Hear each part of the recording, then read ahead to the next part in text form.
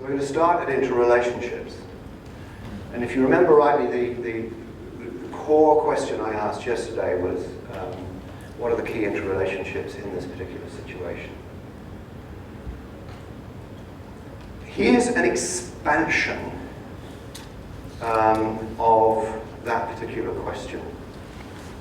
So in other words, a way of you beginning to order your thoughts when considering this. So what's the structure of the interrelationships? How the parts are arranged. What is the nature of what is the process that occurs between those parts of that structure? What's the nature of those interrelationships? Are they strong? Are they weak? Do they conflict? Are they collaborative? And rich pictures were developed by a guy called Peter Chetland in the late 60s. And he noticed a number of things. He invented, basically, an entire systems methodology called soft systems methodology. And it was based on his experiences that as an engineer, he was very, very good at constructing reality, but he was not very good as a manager of getting people to understand his reality. Right? So he developed this way of trying to overcome that particular process, and in doing that he discovered, much to his horror, that the best way of beginning that process was to develop this thing called rich pictures. So I'm just going to throw up some examples, because people always think they've got to be really arty to do things like this. Here's a definitely not arty rich picture. Again, it's about water use, I think, and this is in the north part of the South Island of New Zealand. Anyone, any idea what that might be a rich picture of? Yeah. Somebody once said, "Okay, Bob, do a rich picture of the Peru one." Any idea how long it took me to do that? Anyone want to guess? 2 weeks. 10 minutes. The whole trick of rich pictures is to do them fast. Right?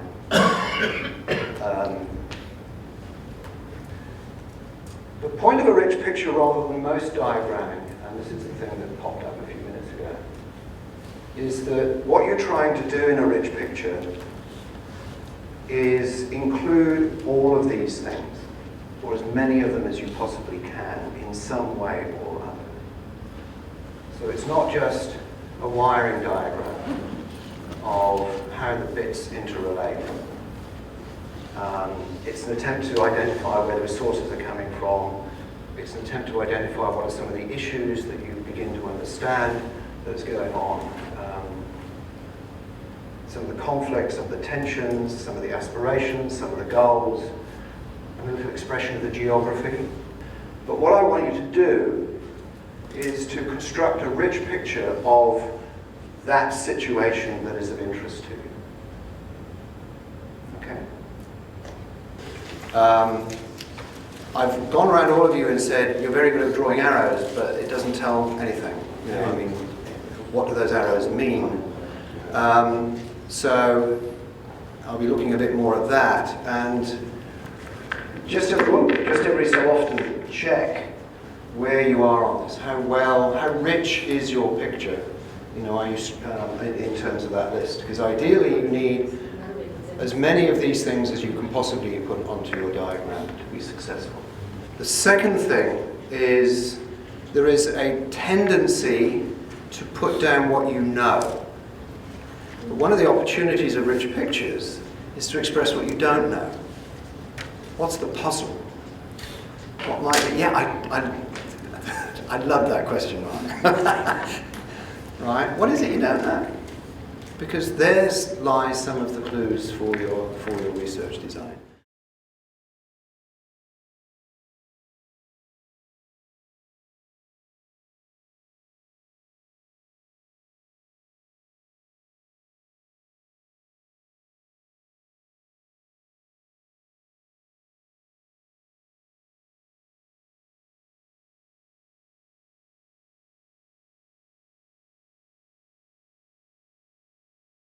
Now, I know all of you have done, or many of you have done stakeholder analyses, and there are lots and lots of different ways of doing it.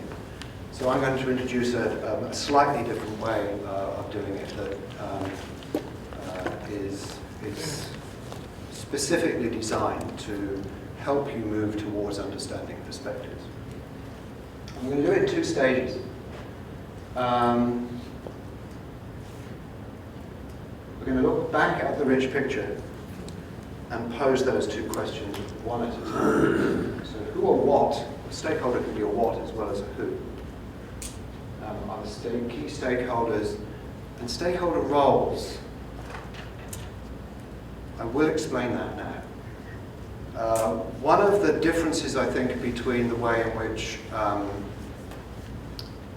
the systems field talks about stakeholders is slightly different from the way in which a lot of stakeholder analyses operate. Very often we talk about stakeholders as, for instance, farmers, parents, village chiefs, local government officers, that sort of stuff. And it implies that these are separate people. But that is not necessarily so. A parent can be a teacher. A teacher can be a village chief. A teacher could also be a local representative of the council. So what this gets you thinking about is that stakeholders aren't necessarily single entities that are separate from each other. They're actually quite closely interrelated. So that some people can fulfill several stakeholder roles. And then I'm going to say, what are the stakes that are associated with those stakeholder roles? What's the English phrase is, what's the skin in their game? What kind of motivates them? It's a way of understanding the motivation. And the stakeholders aren't just, they have to have a stake in this somehow. And they have to, in order to be key, they must in some way be relevant. They must either be impacted by something that's in the system that's important, or they must have some kind of impact on. Otherwise, they're just floating on. Because you can't, again, deal with every single stakeholder or stakeholder role in the situation. You've got to make some choices about who the people are. So this is one way of doing it, is list the stakeholders,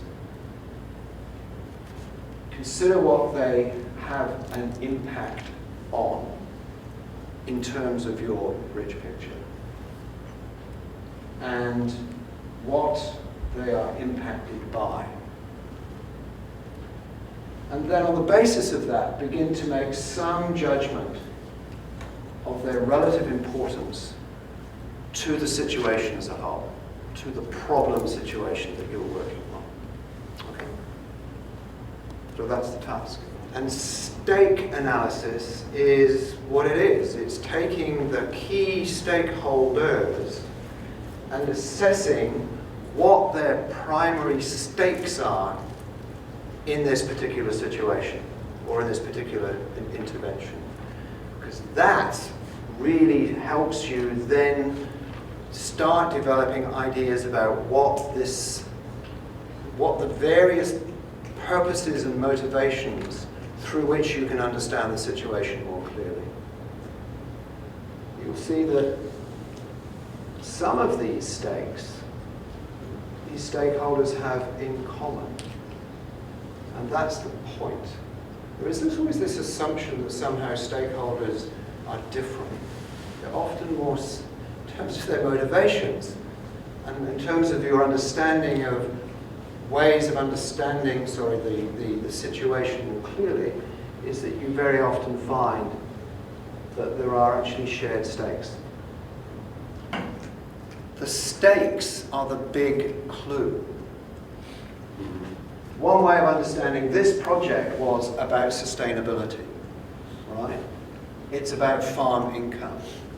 it's about leadership in the village. Right? The stakes are your easy entry into understanding the different ways that people in the situation will understand it. So in other words, if I'm researching this particular project, I can now understand that there are 5 or 6 different possible purposes of the situation that I'm looking at. And by then assessing that, I can get a better idea of what it is I should be working at. Okay? All right. So find a way of, with each of these something to do with the perspective, make a statement like that. All right. A system that achieves legitimacy for environmental struggles by way of demonstrating the effectiveness of particular projects, and so on. I mean, just something that expresses the system in terms of a who, what, how, and why. Okay.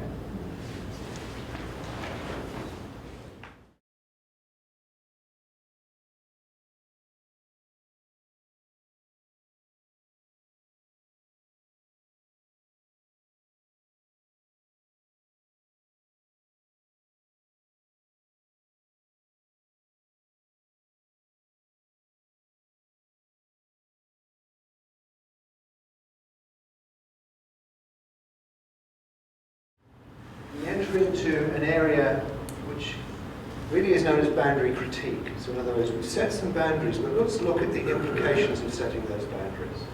So, the method we're going to use is a thing called critical systems heuristics. The critical systems heuristics was developed out of a branch of the systems field called critical systems. Fundamentally, there are 4 areas of questions that we're going to pose to your decision around the system that you've generated. And the first set of questions are to do with around the purpose, what the purpose of the system is for. You know, how will you know whether this system has achieved the purpose that you've done? Who will benefit from that particular system? We've already begun to identify that. How will you know? In terms of the measurement issues, in terms of observation, how will you begin to observe this stuff? And the way that you start beginning to observe this stuff is what's going to be missed out. Certain ways of observing and measuring exclude certain things. It's the old qualitative-quantitative debate in some way.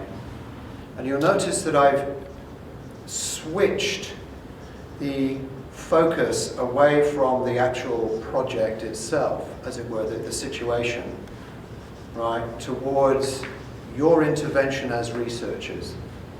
If you're looking at this situation with this purpose, you're researching it from this particular purpose. That's the research purpose, is to look at it with those pair of spectacles on.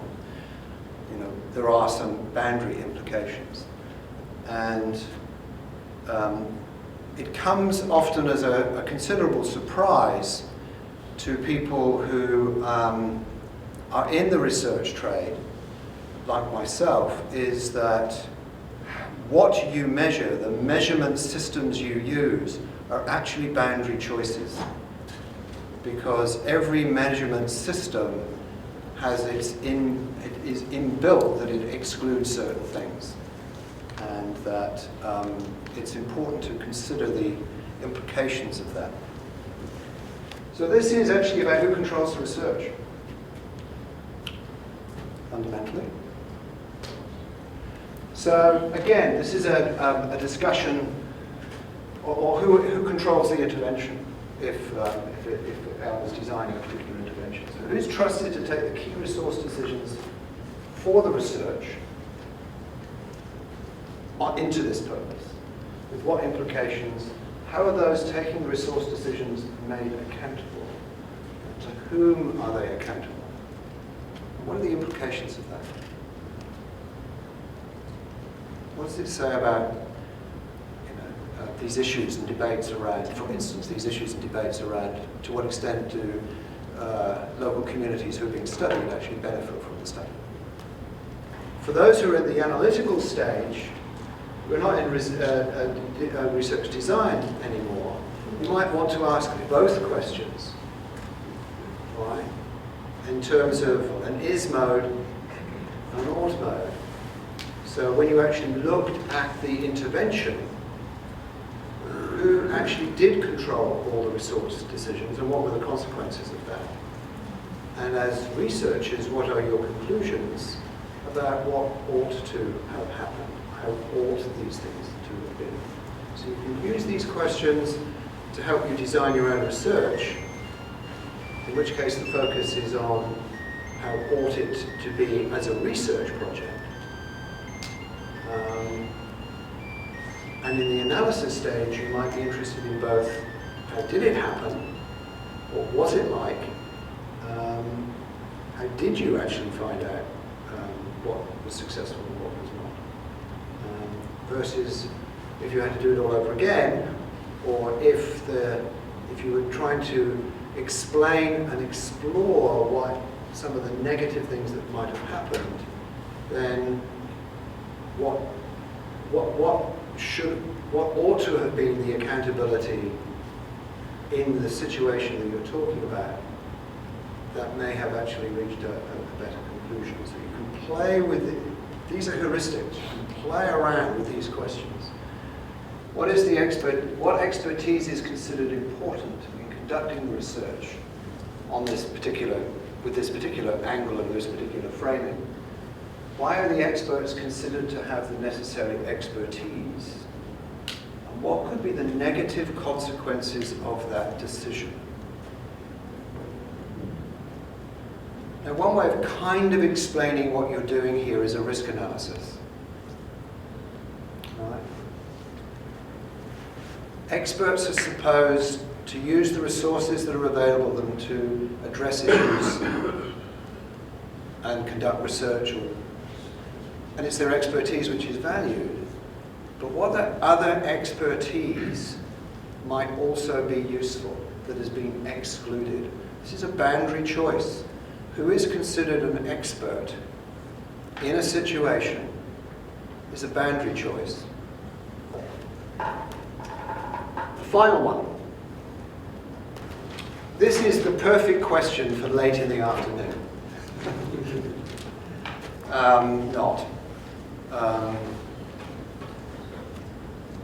What makes this the right thing to do? How can you claim legitimacy for your work? There is a notion in the systems field, some parts of the systems field, that a system cannot legitimize itself. Only those outside the system can legitimize the system. Right. So the issue is then, and a lot of it is around who gets harmed. A lot of the legitimacy issues about who is disadvantaged, who is harmed. It really starts to question issues of dogma, you know, and righteousness is another way of thinking this. That we all think that our particular projects are the right thing to do, but what can we do to make this project legitimate to those people who may not be involved, but may be affected, and may be effective in a negative way?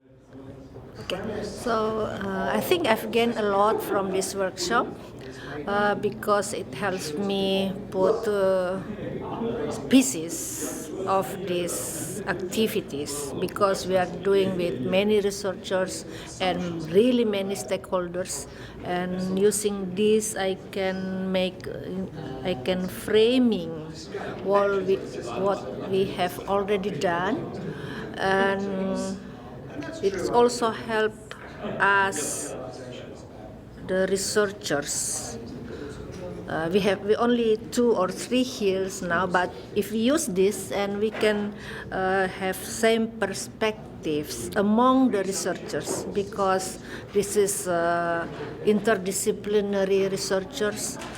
It helps us to communicate each other and to give a strong focus to our main purpose. I think this is all, and I enjoy the workshop. It's really fun, but also exercising the brain and the vision. Thank you very much. 私たちのプロジェクトではインドネシアのデータ湿地の環境破壊について扱っているんですけど、すごくたくさんのアクターが関わっている問題で、すごく複雑でプロジェクトにしていくのがすごい難しい問題っていうことで、今日の方法を生かしてプロジェクトを作っていくと、その取りこぼしがないというか、その地域の全体像を把握しつつもピンポイントのプロジェクトを作っていくことができるのではないかと思いました。これからプロジェクトを作っていく上でぜひ利用させていただきたいと思います。研究員はだいたいプロジェクトが決まってからこう募集してその着任をするので、このプロジェクトのフレームワークを考える機会って、考えなかっただけかもしれないんですけど、考え方が分からなかったっていうのもあって、でも今日まさにこう自分のプロジェクトのテーマをこのシステムシンキングで一度考え直すっていう機会だったと思うので、すごくそれこそなぜ何をするかっていうのを一度ゼロから考える機会で、それはなんか多分戻って研究をするっていう時にだいぶモチベーションが違ってくるんじゃないのかなと。でモチベーションが違うっていうとモチベーションを上げなきゃいけなくなるんですけど、でもそういうことですね。プロジェクトのメンバーの中でこういう作業をしたことが今までなかったので、やってみて、特にうちのプロジェクトの場合は今回特にバリとスラウェシをやってるんですけど、特に今回はアグネスさんがやっているスラウェシの方の水田の水路の話をずっとしてたんだけれども、その中で彼らが水利組合が話をする中でモスクで結果を伝えてやってるっていうのが全然僕らはそれを知らなかったので、彼女は彼女の中で頭の中でそれは当たり前のことと思ってたんだけど、それはもうバリのやってることと全然違うっていうのはすごい明らかになって、そういう意味ですごい新しい発見があったなっていうのが一番まず大きかったことと、あとはうちのプロジェクトの場合も来年度で終わりなので最終年度になってしまったんで、